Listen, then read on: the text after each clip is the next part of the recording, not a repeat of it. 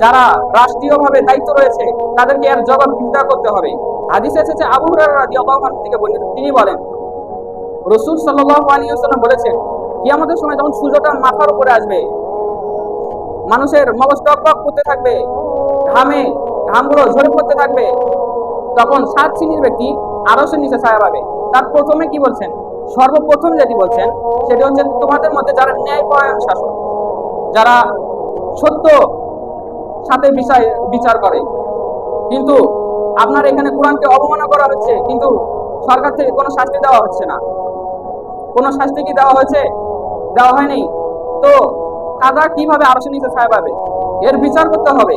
কোরআনের উপর লাথি মারা হচ্ছে, কিন্তু তার বিচার হয়নি। তার পরে আরেকটি ঘটনা, ওই অপূর্ব পাল নামের ছেলের বোন, সে বলছে যে এটা হচ্ছে আমার পা আর এটা হচ্ছে কোরআন মাজিদ, আমি এখন কোরআন মাজিদের লাথি দিব। এরপর সে সোশ্যাল মিডিয়ায় ভাইরাল করে দিল, কিন্তু আমরা কি করলাম? কিছুই করলাম না।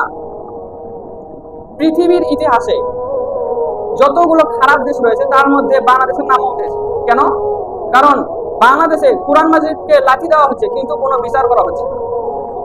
এটা কি মুসলিম কান্ট্রি? যদি মুসলিম কান্ট্রি হতো তাহলে সাথে সাথে বিচার হতো, ফাঁসি হতো। যখন কোরআনকে অবমাননা করা হচ্ছে, কোরআনের উপর পাড়া হচ্ছে, তার বিচার হয় না।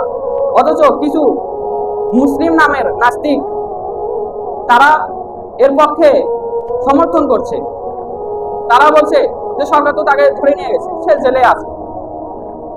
তো এটা যদি কোনো মুসলিম অন্য ধর্মের প্রতি করতো তাহলে কি হতো? ফাঁসি হতো না সরকারি ভাবে?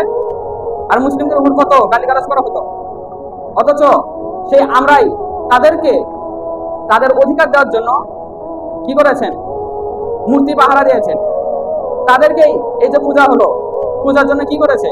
সরকারি ভাবে তাদেরকে লোক দেওয়া হয়েছে যাতে সুষ্ঠুভাবে পূজাটা সম্পূর্ণ হয়, কিন্তু কোরআনের উপর তারাই পাড়াচ্ছে।